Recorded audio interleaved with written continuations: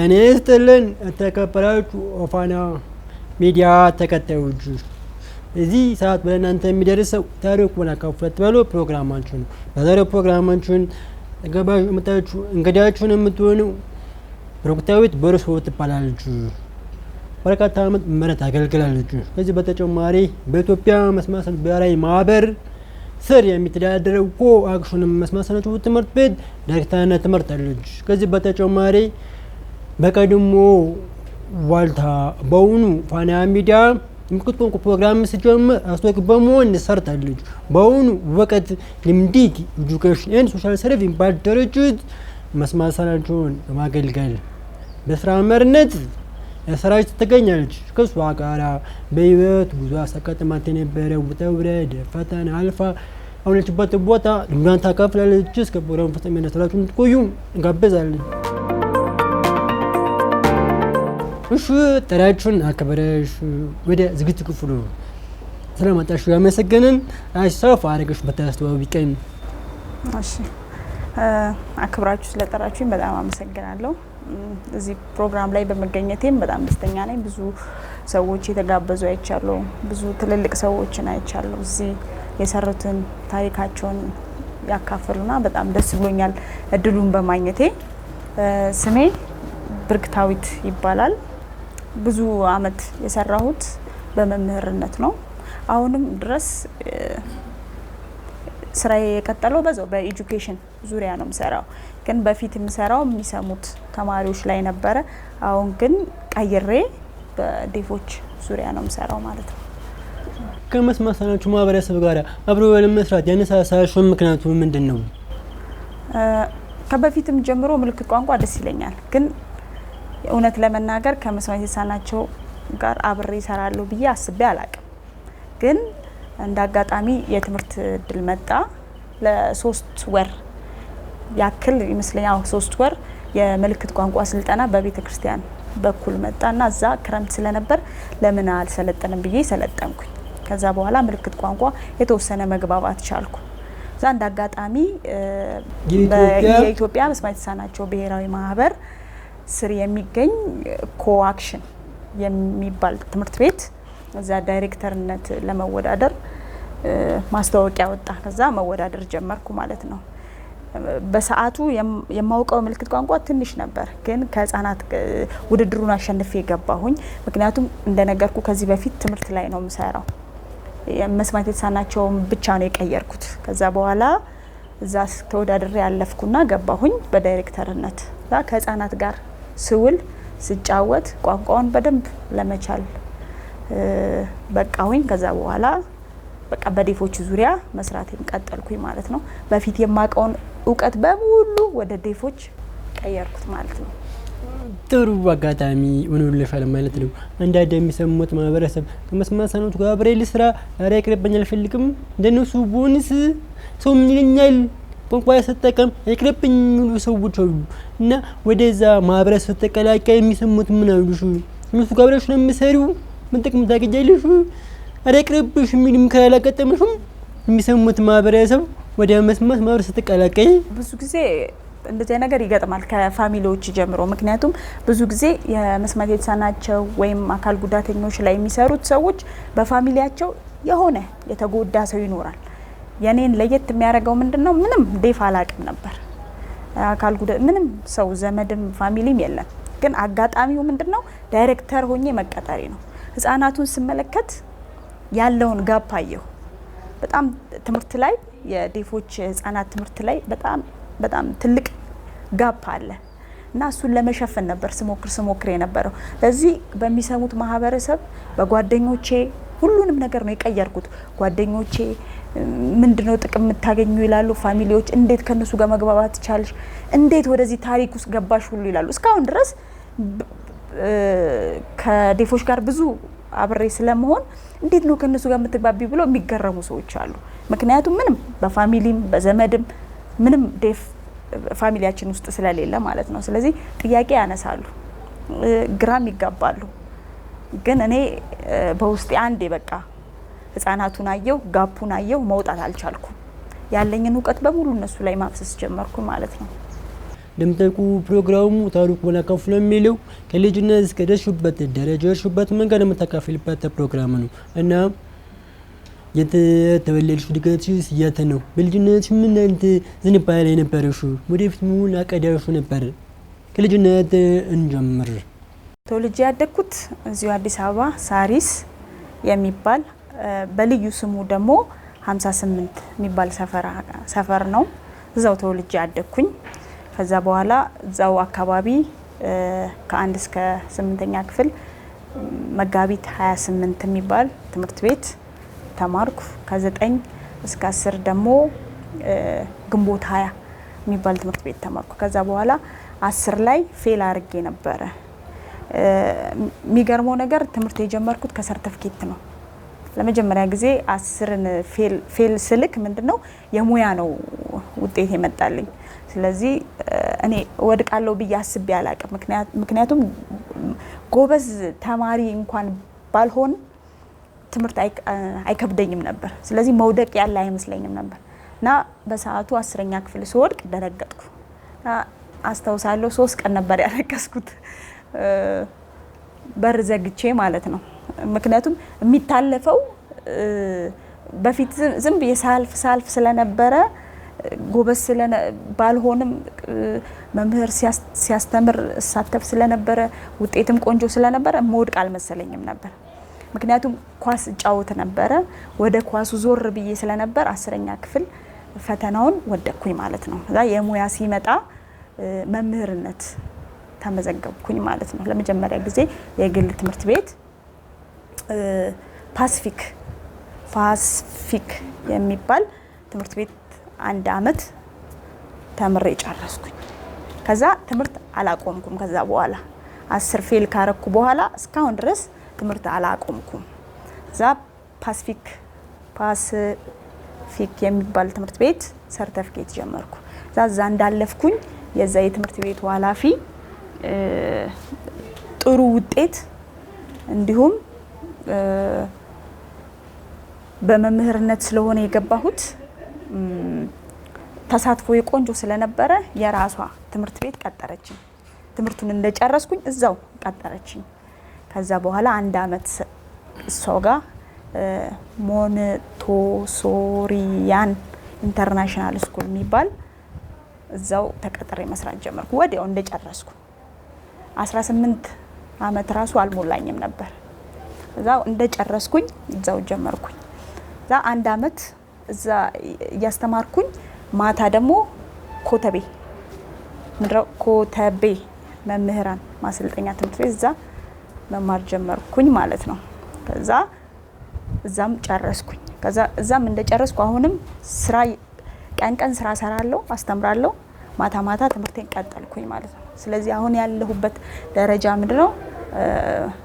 ኤምኤ ሴሚናሪ ትምህርት ቤት እዛ ኤምኤ ያስኩኝ ማለት ነው። ከዛ በኋላ አዲስ አበባ ሁለተኛ ኤምኤ ደግሞ አዲስ አበባ ዩኒቨርሲቲ ጀምሬ ፔፐር እየሰራው ባለሁበት ሁኔታ በወሊድ ምክንያት አቆምኩት ማለት ነው። ግን ፔፐሩ ነው የቀረው። አሁን የምሰሪው ስራ መስበሰናቱ ተኮር ያደርጋል። ምን ችግሮች መፍታት እቅድሽ ነው የተነሳሹ? መስበሰናቱ ማህበረሰብ ምን ክፍተቶች ይታያሉ? በማን ሀገር አቀፍ ደረጃ ማለት ነው። እንን ክፍተት ለመሸፈን አቋያ እስካሁን ለሰሩ ስራዎች እንዴት መለከቻችኋል? ብዙ ክፍተቶች ቢኖሩም መስማት የተሳናቸው ማህበረሰብ ዙሪያ ብዙ ክፍተቶች አሉ። ብዙ ያልተሰሩ ነገሮች አሉ። የኢንፎርሜሽን ጋፕ አለ። ግን እኔ አሁን አንዱን አቅጣጫ መያዝ ስላለብኝ በትምህርት ዙሪያ ነው የምሰራው። የመስማት የተሳናቸው ኢትዮጵያ ውስጥ ያሉ መስማት የተሳናቸው ህጻናት ጀምሮ ወጣቶች ትምህርት ላይ በጣም ትልቅ ያልታየ ክፍተት አለ። በየትምህርት ቤቱ አስተርጓሚ የለም። ዴፍ ራሱን ችሎ የሚማርበት ትምህርት ቤት በጣም ጥቂት ነው። ስለዚህ በጣም ክፍተት ስላለ እኔ የተነሳሁት መስማት የተሳናቸውን ህጻናት፣ ወጣቶች፣ ማህበረሰብ የሚመለከት በተለይ ወላጆች እነሱ ላይ ትምህርት ዙሪያ ነው የምንሰራው።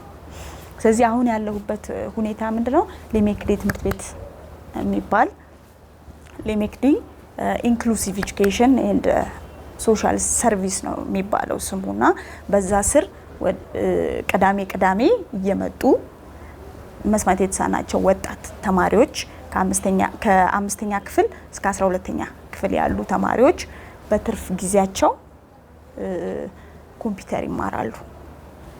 ኤኤስኤል ሳይን ላንጉጅ፣ አሜሪካን ሳይን ላንጉጅ ይማራሉ። ኮሚኒኬሽን ይማራሉ። ከክረምት ጀምሮ ስልጠናውን ስንሰጣቸው ነበረ። ስልጠናውን የምንሰጠው በነፃ ነው። አስተማሪዎች ቀጥረን ዴፎች እዛ አካባቢ ልዩ ስሙ ቱሊ ዲምቱ የሚባል እዛ አካባቢ ዴፎች እየመጡ አገልግሎት እንሰጣለን ማለት ነው። ስለዚህ ትምህርት ላይ ነው ትኩረት የማደርገው። አሁን ይሄን ኮምፒውተር ኮሚኒኬሽን የምንሰጥበት ምክንያት ምንድነው? ዴፎች ይሄንን አገልግሎት አያገኙም። የትኛውም ቦታ ቢሄዱ ኮሚኒኬሽን ኮምፒውተር መስማት የተሳነውን እያስተረጎመ የሚያሰለጥን ተቋም የለም። ስለዚህ እሱን ጋፕ ቢያንስ ለመሙላት ይሄን እናደርጋለን። በሁለተኛ ደግሞ አቃቂ መንግስት ትምህርት ቤት ውስጥ ሰኞ፣ ሮብ፣ አርብ መስማት የተሳናቸው ተማሪዎች ከኬጂ ጀምሮ እስከ 8ኛ ክፍል ያሉ ተማሪዎች ከ9 ሰዓት ተኩል በኋላ ሂሳብ፣ እንግሊዘኛ፣ ምልክት ቋንቋ ቲቶሪያል ማጠናከሪያ ትምህርት እንሰጣለን ማለት ነው። ይህንንም የምናደርገው በራሳችን መምህራኖችን ቀጥረን ለተማሪዎቹ ለሻይ ቡና ፕሮግራም አዘጋጅተን ነው ማለት ነው። አሁን የጀመሩት በከተማ ደረጃ ያሉትን ችግሮች በተወሰነ ያህል የሚቀርፈን ነው። በአዲስ አበባ ውስጥ በርካታ ትምህርት ቤቶች ቢኖሩም እነዚህ ትምህርት ቤቶች መስማት ተቀበሉ የሚያስተምሩ አይደሉም። ሁለተኛ ደረጃ እንኳን ብናይ 2 ናቸው በቅርብ ተጀመሩ አለፋ የሚባል ትምህርት ቤት ነው። በቃ 3 ማለት ይቻላል። ነገር ግን አዲስ አበባ ጫፍ መቶ የሚማሩ መስማት የተሳናቸው በጣም አደጋ ይደርስባቸዋል። አምራችሁ ወደ ትምህርት መቀበላችሁንም ቤት ሩቅ ሲመጣ ይደክማችኋል። ቤት የሚያስጠናችሁ አይኖር። ተመለሱ ሲገቡ አምሽቶ ነው ቤት ብዙ ችግር አለ። አሁን ደግሞ ይህን ችግር ለመቅረፍ ትልቅ ስራ ተገኛለሽ። ይህን ስራ መንግስት በእውነት ድጋፍ ያደረገሽ ነው የሚገኘው። አሁን ከመንግስት ምንም አይነት ድጋፍ እያገኘን አይደለም። ግን የኛ አላማ መጀመሪያ ምንድነው? ስንጀምር እኛ እንጀምርና ከዛ በኋላ የምንሰራውን ስራ ካየ በኋላ መንግስት የራሱን ድጋፍ እንዲያደርግልን እንጠይቃለን ማለት ነው። ግን መጀመሪያ እስኪ እኛ በራሳችን ማለትም በልዩ ስም ደግሞ ሌሜክዲ ትምህርት ቤት ከዚህ በፊት የነበረ ነው። ሬቤካ የምትባል ነጭ አሜሪካዊት እሷ እያገዘችን ነው ይሄንን የጀመርነውና አሁን ከመንግስት ጋር ምንም ንክኪ የለንም። ግን ወደፊት እቅዳለን መንግስትን የመጠየቅ ምክንያቱም ይሄ በጣም ትልቅ ጋፕ ነው። ኤጁኬሽን ማለት የህይወት የጀርባ አጥንት ማለት ነው። ምክንያቱም ሁሉን ነገር የሚቀየረው ኤጁኬሽን ነው። ኤጁኬሽን ላይ ጋፕ ከተፈጠረ በቃ ምንም ነገር ማስተካከል ከባድ ነው። ስለዚህ ወደ መንግስት መሄዳችን አይቀርም። አሁን ግን እስካሁን ድረስ ራሳችንን የምንንቀሳቀሰው ማለት ነው። አብዛኛውን ጊዜ የመስማት የተሳናቸው ማህበረሰብ ችግር በተለይ በትምህርት የሚታዩ ችግሮች በግለሰቦች መልካም ፈቃድ የሚሰራ ችግር የሚቀረፍ ነው እና አሁን ተቀሹ ሊሚት የሚባል ትምህርት ቤት ከተመሰረተ ጊዜ እስካሁን ድረስ ያከናወናቸው ተግባራት ምንድን ናቸው? አንተ አድርጋችሁ ብታቀርብልን ታሪኩን አመሰራረቱን። ሌሜክዲ ትምህርት ቤት ሲመሰረት የተመሰረተው አሁን አይደለም። ብዙ 10 አመታቶችን አሳልፏል። ግን ከ10 አመት በፊት ተዘግቶ ነበረ። ምክንያቱም የመሰረተችው አንዲት አሜሪካዊት ሬቤካ የምትባል ከባለቤቷ ጋር ኒል ይባላል። እሱ ደግሞ አብረው ነው የመሰረቱት። ከዛ በኋላ በአንዳንድ ችግሮች ምክንያት ትምህርት ቤቱ ተዘጋ። ከተዘጋ ከ10 አመት በኋላ ይሄንን ትምህርት ቤት ካየን በኋላ ይሄ ትምህርት ቤት በድጋሚ መመስረት አለበት። እዛ ትምህርት ቤት የተማሩ ዴፎች ብዙ ደረጃ ደርሰዋል። ስለዚህ ይሄ ትምህርት ቤት በጣም ጠቃሚ ነው ማለት ነው በሚል ሀሳብ ተነሳን ማለት ነው። ከዛ በኋላ በድጋሚ ሬቤካ የምትባለውን አሜሪካዊት አነጋገርናት። ይሄ ትምህርት ቤት ተዘግቷል፣ ግን ለዴፎች በጣም ይጠቅም ስለነበር አሁን እንደ አዲስ መከፈት አለበት ብለን አነጋገርናት። ስለዚህ እሷም ፈቃደኛ ሆነች፣ ተመሰረተ ማለት ነው። የተመሰረተው በራሳቸው በዴፎቹ በፊት ሲማሩ የነበሩት አሁን አድገው ትልቅ ደረጃ ደርሰው ባሉ ወጣቶች ዴፎች ነው ማለት ነው። በቀጥታ ወደ መስማት የተሳናቸው ማህበረሰብ ስትቀላቀይ ቅድም የተጠቀሱ አክሽን መስማት የተሳናቸው መዋዕለ ህጻናት ትምህርት ቤት ነው በዳይሬክተርነት ስራውን የጀመርሽው እና በዛ ትምህርት ቤት በመስራማነት ስታገለግይ መስማት የተሳናቸው ህጻናት እንደሚሰሙት ሁሉ ስርዓተ ትምህርት ተቀርጾ ትምህርት ላይ ይገኛሉ። መስማት የተሳናቸው ህጻናት እንደሚሰሙት በአካባቢያቸው ባሉ መዋዕለ ህጻናት ገብተው ይማራሉ ወይስ በዛ ትምህርት ቤት ብቻ ነው? እንግዲህ ለእነዚህ መስማት የተሳናቸው ህጻናት እንደሚሰሙት ሁሉ ክትትል ድጋፍ ያደርግላችኋል? እንዴት አየሹ በቆይታሽ መስማት የተሳናቸው ህጻናት ትምህርት ሂደት ሀገራችን ደረጃ? የመስማት የተሳናቸው ህጻናት በትምህርት ዙሪያ ካላየ ሰው ተነግሮት አይገባውም። ምክንያቱም እኔም ከዛ ውስጥ መውጣት ያቃተኝ ምክንያቱም ብዙ ሌሎች ስራዎች መስራት እየፈለግኩ እዛ ውስጥ የተቀመጥኩበት ትልቁ ምክንያት ምንድነው? ክፍተቱን አይቼዋለሁ። ጋፑ ይሄ ነው የሚባል አይደለም። በጣም ጋፕ አለ። ምክንያቱም የራሳቸው ካሪኩለም የለም። የራሳቸው ለመስማት የተሳናቸው ህጻናት የተዘጋጀ መጽሐፍ የለም። ዝም ብሎ የሚሰሙትን አምጥቶ ተርጉሞ ነው። ይሄ ማለት መስማት የተሳናቸው ለብቻቸው የተለየ ነገር ያስፈልጋቸዋል። ምክንያቱም ልዩ ስለሆነ ነው። አሁን ለምሳሌ አንድ ዛፍ እንዲወጣ ጦጣ፣ አንበሳ፣ ውሻ ምድረው ደግሞ አህያ፣ ፈረስ አርጋ አብረህ አታወዳድር። ምክንያቱም እነሱ ሁሉም ዛፉን መውጣት አይችሉም። ዛፉን በፍጥነት የምትወጣው ማናት? የታወቀ ነው፣ ጦጣ ናት። ስለዚህ ሴም ነው። እኛ ሀገር ያለው ለዴፎች ያለው የትምህርት ስርዓት ተመሳሳይ ነው። ዴፍና የሚሰማ አብሮ ቁጭ ብሎ እንዴት ነው መማር የሚችለው? ብዙ ጊዜ ነው ግራ የሚያጋባ። አስተርጓሚ እንኳን ኖሮ ከባድ ነው። ስለዚህ የትምህርት ስርዓቱ በጣም ዴፎቹ ዝም ብሎ ክፍል ገብተው እንዲወጡ ነው እንጂ የትምህርት እድል ፈጠርን ነው እንጂ ለማለት ነው እንጂ ምንም ገብቷቸው ይማራሉ ብዬ አላስብም። ስለዚህ ለራሳቸው መስማት የተሳነው ህፃን ገና አፉን አልፈታም፣ ገና ነው። እኔ አሁን ልጅ ስትወልድ አፉን ይፈታል አይደለ? አባባ ማማ ይላል። ዴፍ እንዴት ነው አፉን የሚፈታው? ቋንቋውን ከየት ነው የሚያመጣው? ወላጁ ምልክት ቋንቋ አያውቅም። ስለዚህ ዝም ብሎ ያድጋል። 5 አመት ሲደርስ ትምህርት ቤት ይገባል። አፉን የሚፈታው መቼ ነው? 5 አመት ላይ ማለት ነው። ከዛ በኋላ ደግሞ የትምህርት ስርዓቱን ስታየው ከሚሰሙት ጋር አብሮ ነው የሚማረው እና በጣም ከባድ ነው። እንዲህ ነው የምትለው አይደለም። ስለዚህ የትምህርት ስርዓቱ መስተካከል አለበት። ዴፎች ቢያንስ ሁሉንም ነገር እስኪያውቁ በደንብ በራሳቸው ቋንቋ ብቻ በዴፍ መምህራን በዴፍ ስርዓት ዴፍ የሚባል ራሱ አለ። ላንተ ሳወራና ለሚሰማ ሰው ሳወራ የተለያየ ነው። አሁን እዚህ ጋር ራሱ የሆነ ነገር ቢጮህ ቶሎ የሚያመልጠው ማን ነው? የሚሰሙት ገብቷል አይደል? ስለዚህ ብዙ ክፍተቶች ስላሉ ትምህርቱም ዙሪያ በጣም ብዙ ሁሉም ነገር ደግሞ የሚጀምረው ከህፃናት ነው። ስለዚህ ትምህርት ህፃናት ዙሪያ የሚሰሩ ትምህርቶች ስርዓተ ትምህርቶች መስተካከል አለባቸው ብዬ አስባለሁ እና እኔም ስጀምር ገና ህፃናት ላይ ነው የሰራሁት። ስለዚህ መጽሐፍ ስለሌለ መጀመሪያ መጽሐፍ ወደ መስራት ነው የሄድኩት። ስርዓተ ትምህርት መቅረጽ ማለት ነው ህፃናት ትምህርት በራሳቸው ምክንያቱም ምድሮ ልዩ ፍላጎት የሚባል ክፍል አለ ዲፓርትመንት፣ እነሱ ናቸው የሚሰሩት።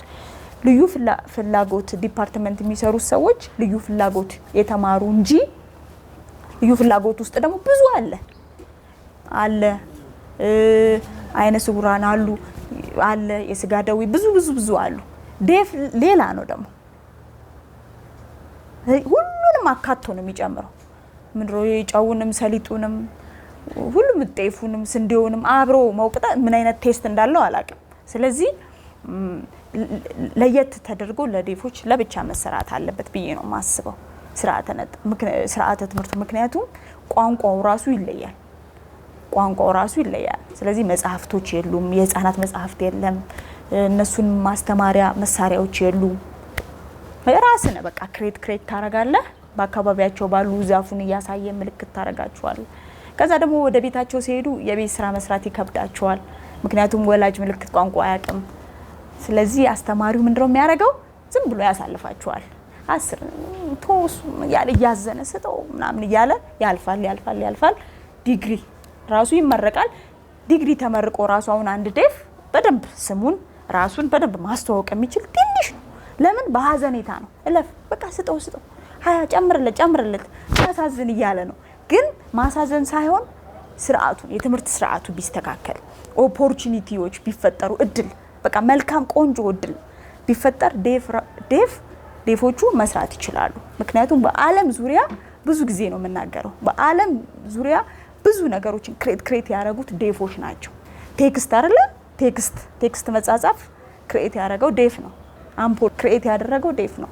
ምክንያቱም ኦፖርቹኒቲው ተፈጥሮለት ነበር። ስለዚህ ሀገሬ ውስጥ የሚገኙ ዴፎች ብዙ ጓደኞች ስላሉኝ እድሉ ቢፈጠርላቸው ብዙ ነገር መስራት ይችላሉ። ስለዚህ መንግስት ትምህርት ላይ ትኩረት ቢያደርግ ቆንጆ ነው ብዬ አስባለሁ። ቋንቋ ካወቅሽ በኋላ በተለያዩ ቦታዎች በትርጉምነት ሰርተሻል። በዚህ ምልክት ቋንቋ መራገብን ስትጀምርም የተለያዩ ፕሮግራሞችን አቀረበሽ ነበር። ከዚህ በተጨማሪ አንዳንድ ማስታወቂያዎች ቋንቋ ተርጉመሻል። በትርጉም ሙያውም ላይ ሰርተሻል። ሀገራችን ቋንቋ ትርጉም ሙያ እንዴት ትመለከቻለሽ? ደረጃ ይደጋት አለው መመሪያ አለው መደብ አለው ወይስ በዘፈቀድ ነው የሚሰራው ሙያው? ሌሎች ሀገራት በንጽር ስትመለከቱ ምን ክፍተቶች ይታያሉ? ምልክት ቋንቋ አስተርጓሚዎች ላይ ምልክት ቋንቋ አስተርጓሚ ስራ በጣም ከባድ ነው። እኔ ምልክት ቋንቋ አስተርጓሚ ነኝ ብዬ አላምንም። አስተርጓሚ አይደለሁም። ምክንያቱም አስተርጓሚ ማለት የራሱ ሙያ ነው። ሙያው የራሱ ወይ አለው። ግን እኔ ቋንቋውን መግባባት እችላለሁ። ካንተ ጋር እያወራው ነው መግባባት እችላለሁ። ቋንቋውን ተምሬያለሁ። ሌሎች ዴፎች ጓደኞች ስላሉኝ ከነሱ ጋር መግባባት እችላለሁ።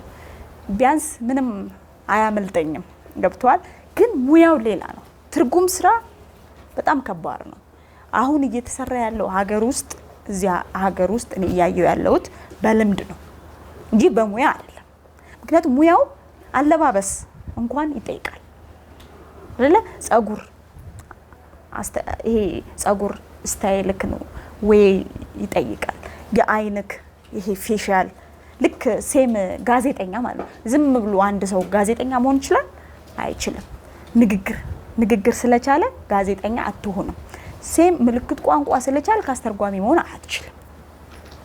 ግን አሁን ባለው ክፍተት ምክንያት ብዙ ምልክት ቋንቋ የሚችል ሰው ስለሌለ ቋንቋውን ስለምትችል ጋፑን ለመሸፈን ትገባና ታስተረጉማለህ እንጂ እኔ አስተርጓሚ ነኝ ብዬ አላምንም።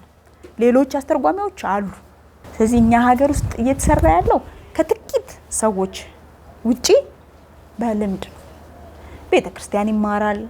የተለያየ ቦታ ወይ ዴፍ እህት ወንድም ይኖረዋል። በተለያየ ምክንያት እንደኔ ቋንቋውን ያውቃል። ከዛ በኋላ አስተርጓሚ ሆኖ ይገባል። እኔ አስተርጉም ያለው አልዋሽም፣ ግን ሙያ ውስጥ ነኝ ብዬ አላምንም። ለምን? ቋንቋውን ነው የምችለው። በቋንቋው መግባባት እችላለሁ እንጂ አስተርጓሚነት ከባድ ነው። ስለዚህ ምን ብዬ ማለት እችላለሁ መሰለ? ሀገራችን ውስጥ ምልክት ቋንቋ አስተርጓሚነት እየተሰራ ያለው በልምድ እንጂ በሙያ ነው ብዬ አላምንም። ግን ይሄ የሆነው ስህተት አይደለም። ይሄ የሆነበት ምክንያት ጋፕ አለ። ምልክት ቋንቋውን የሚችል የሚሰማ ሰው ትንሽ ነው። ስለዚህ ግድ ታስተረጉማለህ። በትርጉም ስራ ሰሪ መስማሰላችሁ በተለያየ መንገድ ስታገራችሁ ሰበራችሁ ነገጥም ችግሮች ምንድን ናቸው? በተለይ አንዳንድ ጊዜ በከፊያ የሚሰራ ስራ አለ። አንዳንድ ድርጅቶች ደግሞ ያውቁትም ተሰራበት ስራ ከፍ ያስፈልግ ብሎ ምናምን ነው። እርተሽ ቆመሽ ረጅም ሰዓት ተርጉመሽ ለፍተሽ መጨረሻ ላይ በቃ ምንም ክፍያ የሚያስፈልጋቸው ነገሮች አሉ። በተለይ ድርጅቶች የነገር አጋጥሞሽ ያውቃል? አዎ፣ ብዙ ጊዜ ማስታወቂያ ሰርቼ ክፍያ የለም የተባልኩበት ጊዜ አለ። ግን እኔ ከዴፎች ማህበረሰብ ለማገልገል ስነሳ ክፍያን አስቤ አይደለም። በተለይ ትርጉም ለምን ቅድም ብያለሁ፣ እኔ አስተርጓሚ አይደለሁም። ለማገዝ ነው ማስተረጉመው ቋንቋውን ስለምችል ብቻ።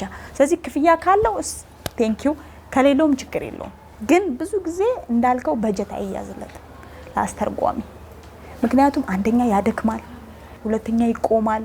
ኢቭን 45 ደቂቃ ነው አይደለ ትርጉም። አንዳንዴ አንድ ሰው ብቻ አይበቃም ይላሉ። አንድ ስብሰባ አለ ሲባል 2 አስተርጓሚ ነው መሆን ያለበት። ግን አንድ ሰው ብቻ አስተርጉምም አይበቃም ይላሉ። ቀኑን ሙሉ አስበዋል። 8 ሰዓት ሙሉ አንድ አስተርጓሚ አይችልም። ሁለት ይሆንና ያረጉ ነው። ስለዚህ ይሄ የግንዛቤ ጥረት ነው። እኛ ጋር ይሄ ክፍተት ሊኖር ይችላል። ለምን አንድ ሰው ካላወቀ ምንም ማድረግ አይችልም። ስለዚህ የግንዛቤ ጥረት ከዚህ ክፍያ ያስፈልጋል ማለት ነው እንዴት ብለው ስታስረዳቸው ይገባቸዋል። ከዛ በኋላ ክፍያ ይጀምራሉ ማለት ነው። ይሄ ማለት ምንድነው? እኛ ጋም ያለ ዴፍ ማህበረሰቦች ጋር ያለ ስለ ቋንቋው የሚያቅሰው ለሌሎቹ ግንዛቤ ማስጨበጥ ስራ አልተሰራም ማለት ነው። ስለዚህ ግንዛቤ ካለ ግን እምቢ የሚል ይኖራል ብዬ እኔ አላስብም። የግንዛቤ እጥረት አለ፣ የሚያስፈልግ አይመስላቸውም። በላይሽ ስታልፊ አንዳንድ ጊዜ ለስራሽበት የሚገባሽን ለፋሽበት ንክፈያ ሳታገጂ ሙያውን ትውት ወይም ከመስማሰን ብሎ መስራት ይቅርብኝ ስራው የሚቅርብኝ ብሎ መስማሰን ማህበረሰብ እንዲከነሮቹ የሚወጡ ብዙ አስተርጓሚዎች አሉ። ስራው እንደሰራ አይታይም፣ ልፋቱ አይቆጠርም፣ ተንቆ ነው የሚተለፉ ብሎ ብዙ ስራውን ትውት አድርጉ ሌላ ስራ የሚሰማሩ አሉ። እንደዚህ ስራውን ትውት ለማድረግ ከመስማሰን ብሎ ለመተው አስብ ምትወልሽ አቅም አምሮሽ ውስጥ ስራውን ለማቆም አስቤ አውቃለሁ። ግን ትርጉሙን ስራ አይደለም፣ ትርጉም ስላልተከፈለኝ አይደለም፣ በሌላ ድክም ስለሚያረግ ትንሽ እውነት መናገር ስላለብኝ ነው። ትንሽ ድክም ያረጋል ስራው። ምክንያቱም ገና ምንድነው ይሄ መሬት ገና ምንም ያልተዘራበት ያልተቆፈረ መሬት ላይ ስለሆነ ምን ሰራው ብዙ ክፍተቶች ስላሉ እዛ ላይ መስራት ያደክማል። ግን ደክሞ ላቁም ብለህ ስትሄድ አይተውክም።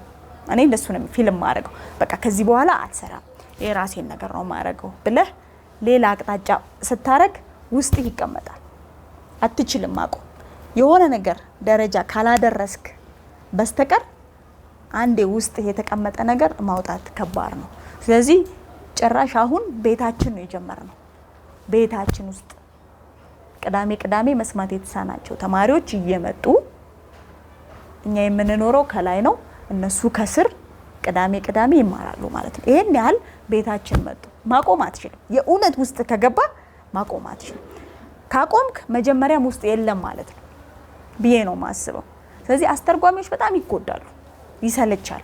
ምክንያቱም መንገዱ አለ፣ ድካም አለ። እኔ ምንድነው ብልጥ የሆንኩበት ምክንያት በዴፎች ዙሪያ እየሰራው በጎን ግን ሌላ ስራ መስራት ጀመርኩ። ለምን ራስን መደገፍ አለብህ። እዚህ ጋር በዴፎች ዙሪያ ብቻ የምትሰራ ከሆነ ትጎዳለህ፣ ይደክማል፣ ትጎዳለህ። ስለዚህ ምንድነው ያረኩት? ዴፎች ዙሪያ መስራቴንም አላቆምኩም፣ በጎንም የራሴን ስራ መስራት አላቆምኩም። ስለዚህ ይሄኛው ያግዘኛል።